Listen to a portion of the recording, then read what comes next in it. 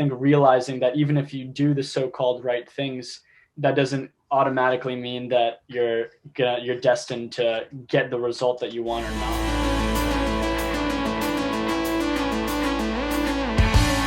In this week's episode, we've got Danny Etkin.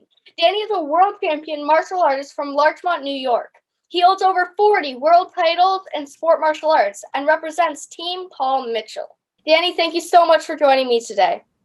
Thank you so much for having me. I'm really excited. Now let's dive right in. Now I know that you have 40 world champion titles. You represent Team Paul Mitchell. You're sponsored by Adrenaline. You have your own nunchuck line with Century Martial Arts. Now, what hurdles did you encounter while getting to where you are today? So many hurdles, too much to even count. Every single day there's a hurdle. But I think at the end of the day, what you got to do is just keep pushing forward. Things like at the beginning, I didn't have a dojo to train at. I'm just kind of figuring out places to train, not really having too many training partners. And by not too many, like zero. Yeah, there's so many little things along the way. Tournaments that I didn't do good at and, bouncing back from. So, yeah, a million things. But yeah, it's part of the process.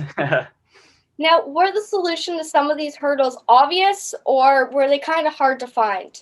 Sometimes they were not so obvious, but I would say in general, a lot of the times they actually were pretty obvious. But I think that there's a difference between something being simple and something being easy.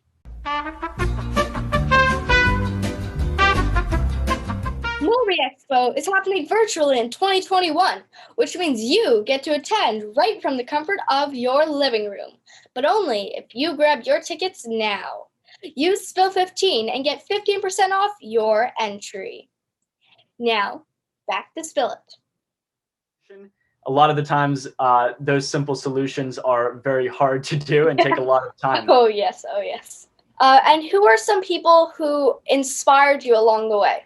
I'm of the belief that there's no such thing as somebody that's self-made, because along the way, there's so many people that helped you out. Without the people that have helped me and my teachers, and my teachers can be somebody who are, real like senseis and coaches, but also just friends or, just people that inspired me for any reason. Those are all teachers, and they're the ones that have really helped me and inspired me and given me the mindset that I have. And, so everything is because of my teachers, whether direct or indirect. But a few to name are, one, my coach, Matt Emig. He really helped me get into Extreme from the very beginning. And going along back to the first question that you asked about like the different hurdles, the reason why they were so simple is because I had a coach that was already there and he led me on the right path. So I didn't have to do any guessing of what I had to do. But I had an expert that told me, this is what you have to do. And then I just, I take shelter of that and I just trust them. And so definitely Matt Emig. And then, I'm sure everybody says this, but I really do believe it. My parents have been a huge influence. That's really nice for you to say. What advice would you give someone who's wanting to pursue a martial arts career similar to your own? I would say number one thing, it's kind of a big decision to make, but it's the most important one, and it's get a coach. Because the coach is going to be the one that guides you through this whole process.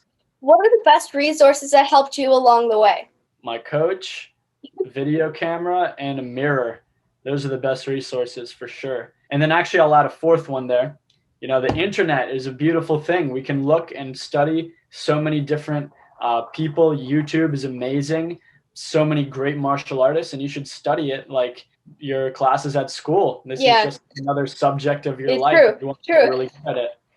So, and then we also have even newer sources like Adrenaline is one that is such a great resource. Thousands of different videos, thousands of tutorials from the best athletes, the best sport martial arts and tricking athletes in the whole world, teaching you every single move. That's another investment that is going to pay you back so many times tenfold with your skills. So I would have definitely been on that if that was a resource for me back then. And I watch it still now, Now, what's the best compliment you've ever received? For me, the biggest compliments are things that have, changed people's life. I remember one very distinctively.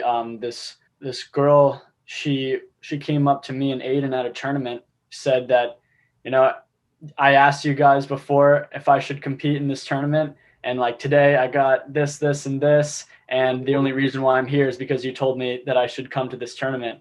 And I was like, dang, that's just so amazing. Like, I'm so like grateful that I could have inspired somebody to come in and try to better themselves and put themselves out there. What would you say is probably the biggest reason for people to give up? There's a lot of reasons. One, they don't know their why. They haven't really determined why are they even doing this in the first place.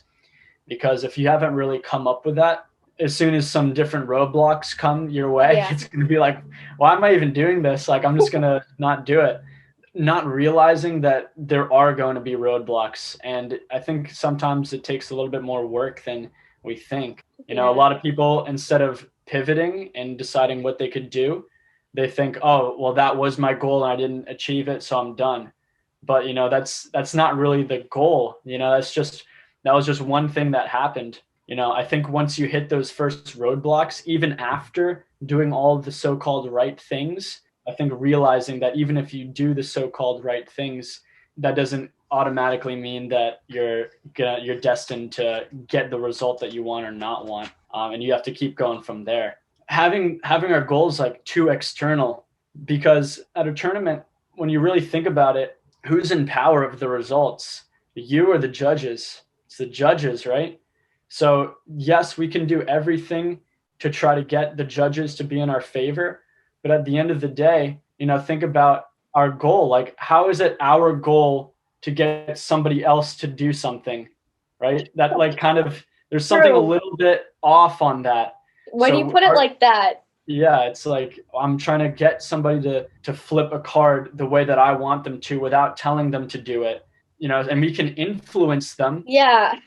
With our skills, and we should try to do that and try to be so good that we influence them to give us the scores that we want. But at the end of the day, I think if we could change our goals to actually becoming better in our own eyes rather than being so fixated on the externals, although you can have those as, certain like posts to say, okay, I got this, I'm getting third place. I used to get fifth place. That means that objectively in other people's eyes, I'm making improvements, and I can see that with myself, and that's awesome. But if we only have the goal of a result and we lack that goal of actually improving and seeing that personal growth, then you're set up for failure because you're going to get discouraged. We should be making more to be goals than to do goals. We should have a to be bucket list. Can I be the person that trains consistently, win or lose? Can I be the person that is actually focused on getting better with my own skills that I know? Be a real athlete, train like an athlete, and just be focused on your own growth rather than the results. And you mentioned having the to be bucket, and that's actually something you can do during quarantine. Like, just make yourself a little to be bucket and just check off whatever you have in there. Totally. I think everybody goes through that phase where they even question, is this what I really want to be doing? I think just realizing that even the best people have those times, it shows you the bigger picture of things, to keep going through. Yeah. Countless miseries and countless times of failure. I can't even go into one of them. There's just too many. That really sums it up. And that's really for anybody is at any type of high level. Mm-hmm. And I'm sure other people have felt like that just in their lifetime, or especially right now because of our situation. We can't go out and train with all of our friends. 100%. Yeah. This is a time that we can learn to just be grateful for what we do have. And I think it's putting things in perspective. Yeah, it's a good time to think about those things. And you're totally right on that aspect. There's so many negative things, and I feel that's what a lot of people focus on. But it's important, especially right now, to focus on the positives and what we can do and what we get to do because of, the pandemic. Of course. Fantastic. Thank you so much for being ready to spill it with us, Danny. This week's episode has come to an end, but the fun doesn't have to end here. If you have any questions, suggestions, or feedback, head on over to our Instagram, Facebook, and YouTube. Like, share, and get involved. Until next time, stay driven, stay awesome, and always be ready to spill it. Eccaia out.